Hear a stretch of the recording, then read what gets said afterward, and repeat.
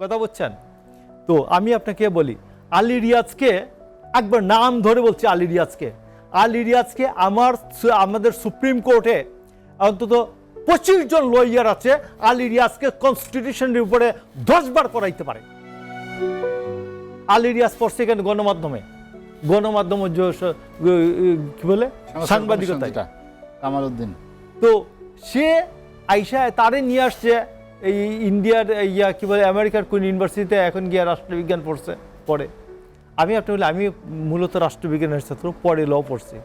কিন্তু আমরা রাষ্ট্রবিজ্ঞান ফার্স্ট ইয়ার সেকেন্ড ইয়ারে পড়তে যা মুখস্থ আছে ল, কিন্তু আমি যখন পড়ে এই 50 বছর বয়সে ল পড়ছি, 40 বছর বয়সে ল পড়ছি, তখন আমার এইটা আর ওইভাবে মুখস্থ থাকে না। ম্যাক্সিমস অফ ইকুইটি এটা মুখস্থ থাকে না। কথা বলছেন? তো আলী রিয়াজকে আমাদের যে এই সুপ্রিম কোর্টে 10 বার পড়ানোর মতো ক্ষমতা রাখে। আর আলী রিয়াজকে যদি সুপ্রিম কোর্ট অ্যাফিলিয়েট ডিভিশনে পাঠান, আমি আপনাকে বলতেছি, একবার চ্যালেঞ্জ দিয়ে বলতেছি, সুপ্রিম কোর্ট অ্যাফিলিয়েট ডিভিশনে পাঠাই দেবেন যে এই যে আপনি যে কনস্টিটিউশন যে সেকশনগুলি বলছেন এইগুলোর ইমপ্লিকেশন সহ বলেন, মুইতে দিবে ওই জায়গায় পেচ্ছাপ করে দেবে। তো এইটারে আনছে এখানে। তো এইসব বাটপাড়ি বন্ধ করে দেন। আমি আপনাকে বলি যে মানুষ, রাজনীতিবিদ আর অন্যান্যদের মধ্যে পার্থক্য আছে। এই যে নারায়ণগঞ্জের মানুষ লুটন, আজকে নারায়ণগঞ্জে একটা ছেলে মুক্তি পেয়েছে, জাতীয়তাবাদী ছাত্র দলের প্রেসিডেন্ট ছিল, জাকির খান। আজ থেকে 22 বছর আগে বিভিন্ন আমলাতান্ত্রিক ঘটনায় পড়ে, জটিলতায় পড়ে তাকে দেশ ছাড়তে হয়েছিল। তারপরে সে আইসা সারেন্ডার করেছে, মানে ধরছে। তারপর সে তার বিরুদ্ধে কতটি মামলা, 40-42টা মামলার মধ্যে সবগুলি মামলায় খালাস পেয়েছে। আর এক মামলায়, সন্ত্রাস দমন আইনে একটা মামলায় 5 বছর সে জেল খেটে পূর্ণ হয়েছে, আজকে বেড়েছে। তো আপনি দেখুন যে নারায়ণগঞ্জে আজকে জনস্রোত বয়ে গেছে।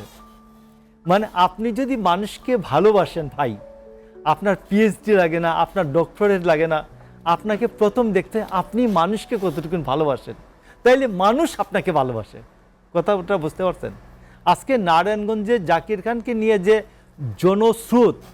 জনস্রোতের যে একটা বন্যা বয়ে গেল, এটা মনে হলো যে, আমার কাছে মনে হচ্ছে যে জাস্ট সে মানুষকে ভালোবাসে, মানুষ তাকে এই ভালোবাসার প্রতিদানটা দিয়েছে।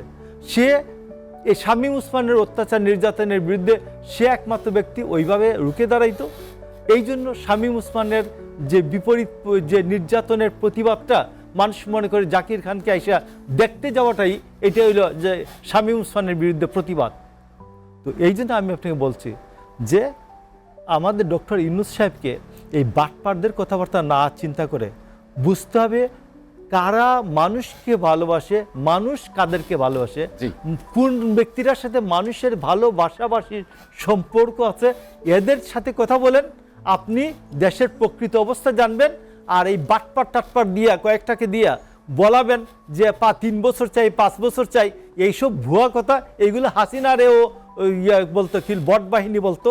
আর হাসিনার কিছু লোকজন লেসপেন্সার থাকতো না সামনে, তাইকে বলতো আপাকে চিরজীবনের জন্য চাই। আপা কি চিরজীবনের জন্য থেকেছেন? ডক্টর ইউনূস আপনাকে যদি এই কুমতলবে আপনার এই ভীমরতিতে পায় যে আমি সারা জীবন থাকবো বা 5 বছর থাকবো, আপনি অপদস্থ হবেন।